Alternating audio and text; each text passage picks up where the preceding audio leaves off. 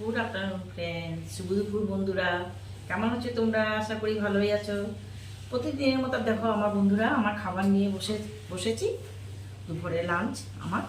দেখো আজকে কি রান্না করেছি। গরম গরম ভাত নিয়েছি, একটা অরহর ডাল নিয়েছি, আর এখানে দেখো কাঁকরোল ভাজা আছে, আর উচ্ছে ভাজা আছে, মানে তিতা করলা ভাজা। এই দেখো, আমি না এই তিতা করলার ভাজা একটু ঘি দিয়ে খাবো, আমি ঘি দিয়ে কাঁচা লঙ্কা দিয়ে নুন দিয়ে মেখে খাবো।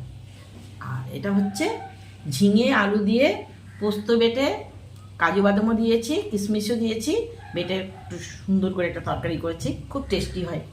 আর এটা করেছি ট্যাংরা মাছ দিয়ে বেগুন দিয়ে একটু ঝাল করেছি এটা।